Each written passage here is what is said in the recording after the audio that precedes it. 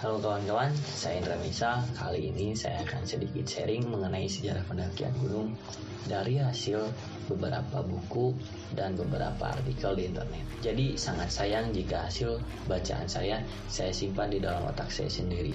Makanya dari itu, saya ingin sedikit sharing di video pertama YouTube Safar Outdoor ini.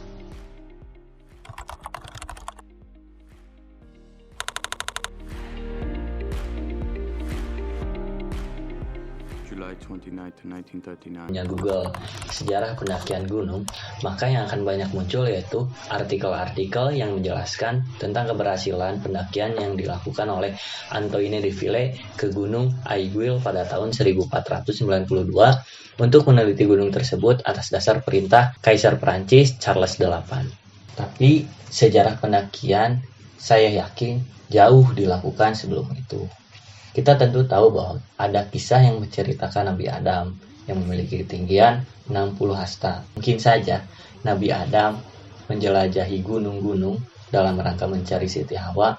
Itu kan sangat mudah untuk dilakukan. Tapi itu sih kemungkinan. Kalau di dalam beberapa literatur seperti dalam buku Dunia Batas Langit yang ditulis oleh Anton Sujarwo, menceritakan bahwa sejarah pendakian gunung itu dilakukan pertama kali oleh masyarakat Yunani kuno.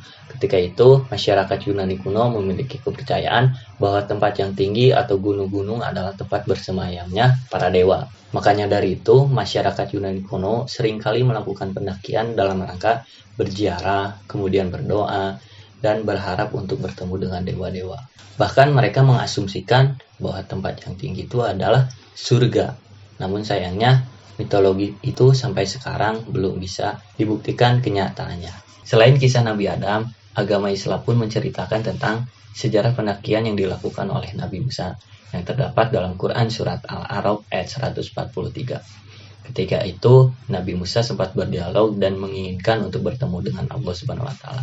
Alih-alih melihat Allah, Nabi Musa pun pingsan ketika diberikan isyarat. Di dalam beberapa riwayat, isyarat itu berupa cahaya sehingga membuat Nabi Musa pun pingsan dan tak sadarkan diri. Setelah sadar, Nabi Musa pun memohon ampun atas segala kesalahannya. Kini, Gunung Sinai pun dijuluki sebagai Gunung Musa, yang memiliki ketinggian sekitar 2.200 lebihan, kira-kira sama dengan Gunung Guntur, Cikuray, Pangrango, dan lain sebagainya, yang terletak di semenanjung Sinai sebelah selatan di negara Mesir. Kemudian masih di dalam sejarah agama Islam, ada seorang yang suka melakukan pendakian, yaitu Nabi Muhammad SAW.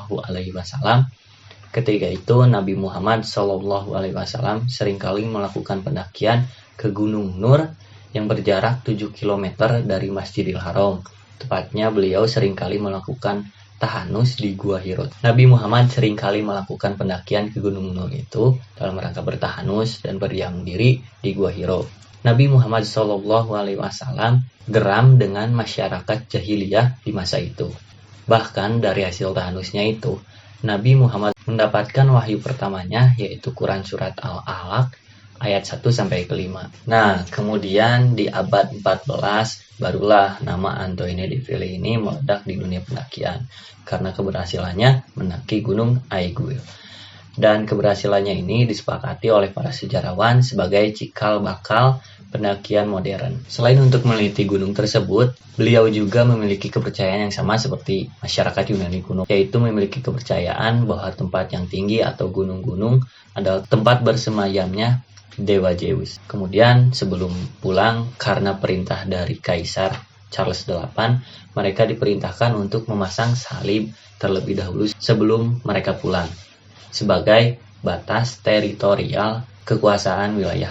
Kabar keberhasilannya itu dengan cepat tersebar ke berbagai negara, sehingga memicu negara lain melakukan pendakian yang belum terjamah oleh manusia, seperti Gunung Grossglockner, Ortel, dan Mont Blanc, dan lain sebagainya. Selain dari perintah-perintah seperti perintah kaisar, gereja, dan lain sebagainya, pendakian gunung juga seringkali dilakukan independen oleh perorangan, yaitu seringkali dilakukan oleh para ilmuwan. Contohnya seperti Ferdinand de Saussure, dia itu seringkali melakukan pendakian untuk menenangkan pikirannya. Nah, baru di abad 18 sampai sekarang ini, kegiatan pendakian gunung menjadi salah satu cabang olahraga yang ditandai dengan terbitnya salah satu buku yang berjudul Wandering Among the Heights of Alpinists yang ditulis oleh Sir Alfred Wills, seorang hakim di Inggris dan Wales.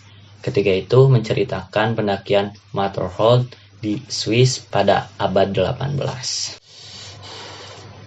Nah, itu adalah kisah atau sejarah yang saya dapatkan di beberapa literatur, baik itu cetak maupun internet.